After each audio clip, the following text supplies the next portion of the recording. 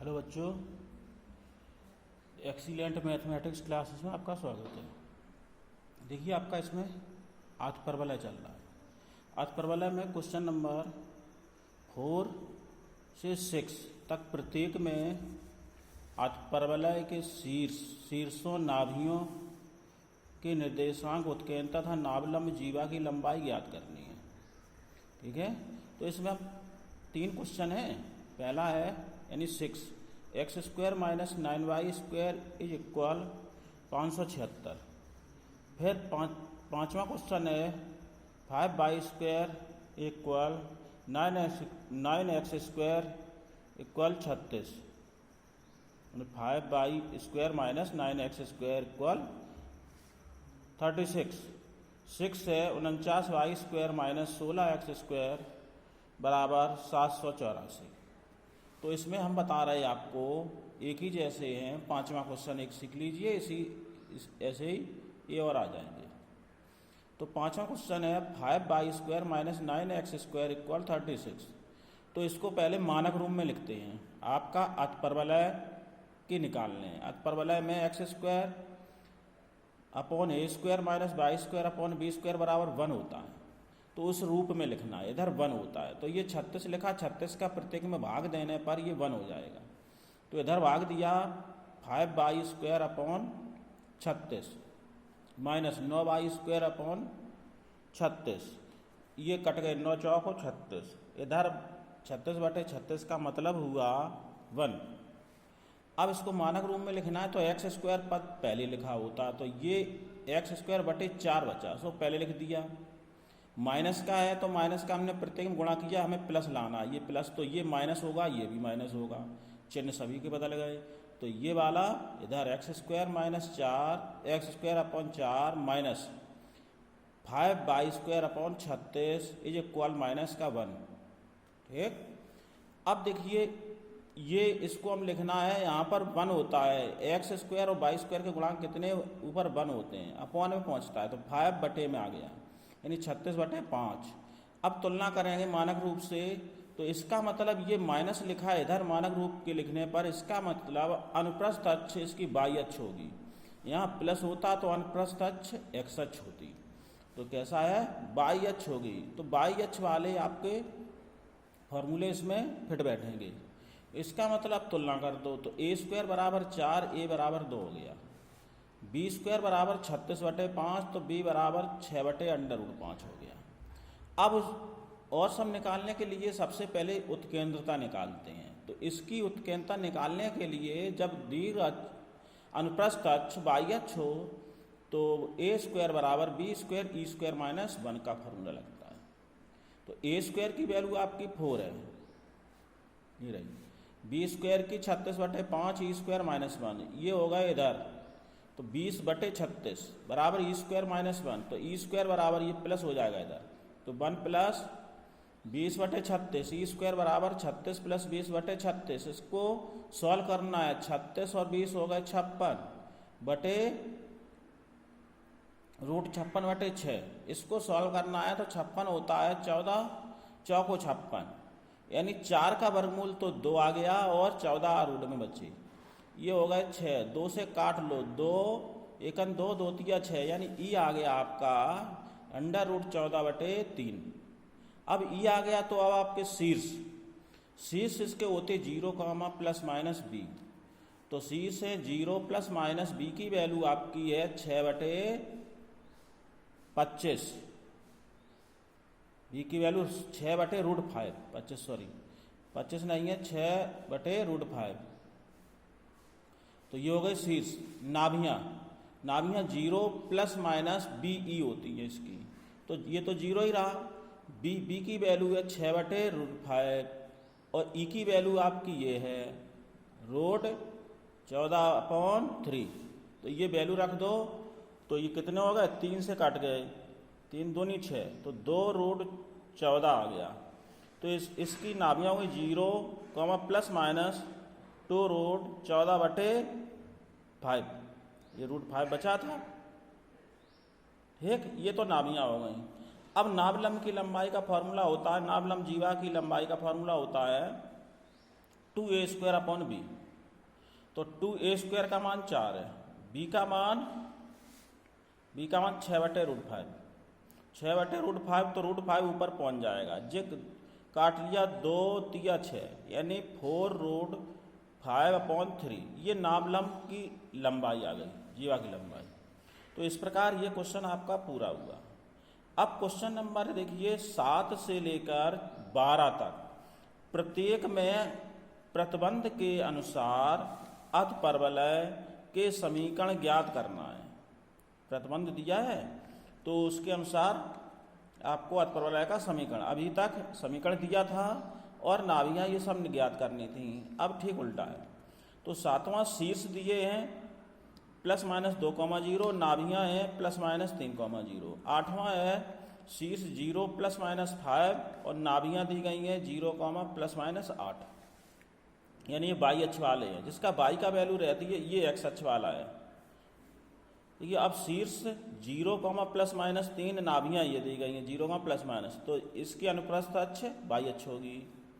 नाभियाँ ±5,0, अनुप्रस्थ अक्ष दी गई है 8, तो ये इसकी अनुप्रस्थ अक्ष x की वैल्यू है तो x अक्ष होगी, और 2a बराबर 8 हो गया। इसी प्रकार क्वेश्चन नंबर है ये 11, नाभियाँ दी गई 0, ±13 और सयुग्मी अक्ष दी गई है 24। इसका मतलब अनुप्रस्थ अक्ष इसकी y अक्ष, y की वैल्यू है, और सयुग्मी अक्ष x अक्ष हो जाएगी, यानी ये है 2a बराबर 24, तो a की वैल्यू आ जाएगी 12। इसका नाभियाँ ±3√5, 0, नाभलंब की लंबाई दी गई है, तो इससे आपको निकालना है। यानी हमें अतपरवलय का समीकरण बनाने के लिए a² और b² की वैल्यू चाहिए, उसमें मान रख दो। तो देखिए कैसे निकालते हैं। तो पहला हम क्वेश्चन 8वां ही ले रहे हैं। देखिए क्वेश्चन नंबर 8 है, शीर्ष इसके 0, ±5 और नाभियाँ 0, ±8 दी गई हैं। तो इसमें देखिए y के मान दिए गए हैं, x 0 है, तो इसका मतलब है यहाँ पर y अक्ष अनुप्रस्थ अक्ष है, x अक्ष कैसी है, सयुग्मी अक्ष। इसमें दो तरह के अक्ष होती हैं, तो अनुप्रस्थ अक्ष y अक्ष तथा x अक्ष सयुग्मी अक्ष।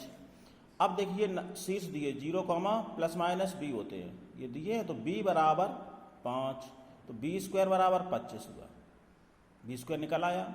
आपको a² और चाहिए अभी, तो इसमें नाभियाँ दी गई हैं 0, ±be, यानी 8 है, तो be बराबर 8, b की वैल्यू कितनी 5 रख दो, तो e की वैल्यू कितनी हो गई 8/5 हो जाएगी। अब a निकालना है, तो a² के लिए फार्मूला होता है कौन सा, जब अनुप्रस्थ अक्ष y अक्ष हो तो होता है a² बराबर b² e² -1।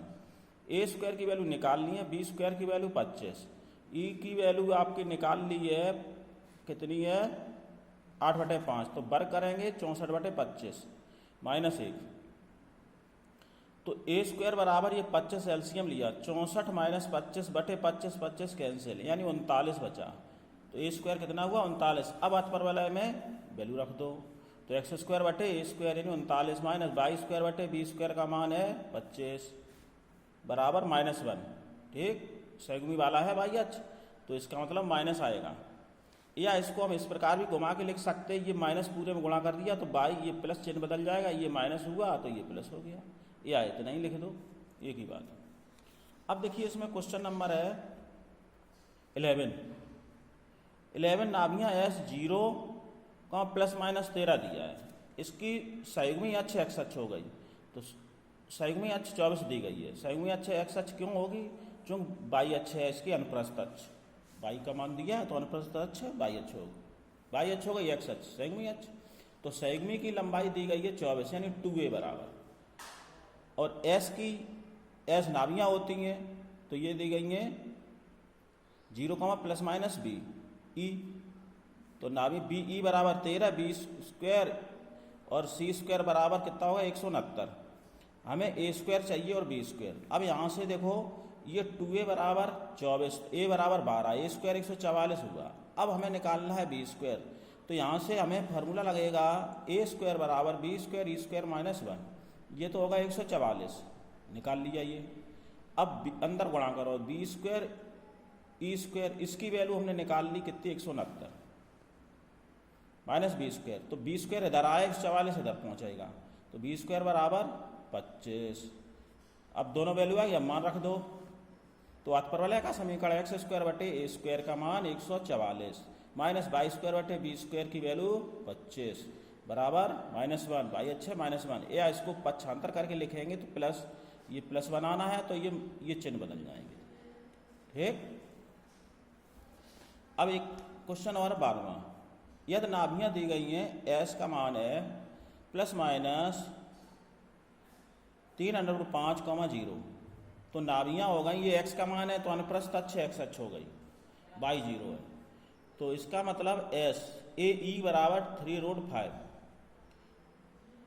तो यहाँ से आपको नाभलंब जीवा और दी गई है 8, तो इसकी नाभलंब एक्स अक्ष होती है जब अनुप्रस्थ अक्ष, तो 2b² / a बराबर 8, तो b² बराबर 4a। b² की वैल्यू दी गई क्या, नहीं दी गई, a² ये दी गई है, तो यहां से हमने b² पहले निकाल लो, b² बराबर a² e² -1, ठीक। तो b² बराबर अंदर गुणा किया a² e² -1, इसकी वैल्यू आ जाएगी 45, 3 त्रिका 9 पंचे 45, तो ये 45 लिख दी। तो यहाँ से समीकरण बना b² बराबर 45 माइनस a², इसको समीकरण 1 डाल दिया। अब चूंकि दोनों राशियां अज्ञात हैं, b² बराबर 45 माइनस a², ठीक, यही तो है। अब तो इधर से निकालो, अब एक समीकरण आपका ये है b² बराबर 4a, ये b² का मान हम किस में रख दें, 1 में, यहाँ पर, तो b² का मान कितना रखा, 45,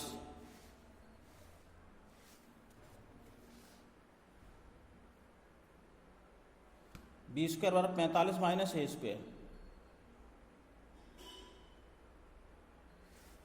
ये है b² का मान, ये 45 माइनस a² रख दिया इस b² की जगह, तो यहाँ से 2 मान आएंगे, तो ये आए, देखो ये पक्षांतर उधर करो, a² + 4a² - 45, अब यहाँ से वैल्यू निकालो, तो दो घात समीकरण 2 मान आएंगे, a² + 9a - 5a - 45 बराबर 0, यहाँ से a कॉमन लिया, a + 9 - 5 कॉमन लिया, a + 9 बराबर 0, तो गुणनखंड हो गए a - 5 a + 9 बराबर 0, तो पहला a - 5 बराबर 0, तो a बराबर 5 हुआ, a² बराबर 25 हुआ, ठीक। ये मान समीकरण अब 1 में रखो, यहाँ से a की वैल्यू a² की आ गई, तो a² की वैल्यू अब इसमें रख दो समीकरण 1 में, ठीक। तो b² कितना, 45 माइनस 25 हो जाएगा, तो b² 45 25 गए 20, तो a² और b² दोनों निकल आए आपके, b² कहाँ आया, अभी निकाला था, a² तो b² ये आया, a² इधर निकाला ये 25, ये वैल्यू रख दो अब किसमें, तो अतप्रलय का समीकरण हो जाएगा x² बटे 25 माइनस y² बटे 20 बराबर 1। इस प्रकार ये सवाल आपका सॉल्व हुआ। धन्यवाद।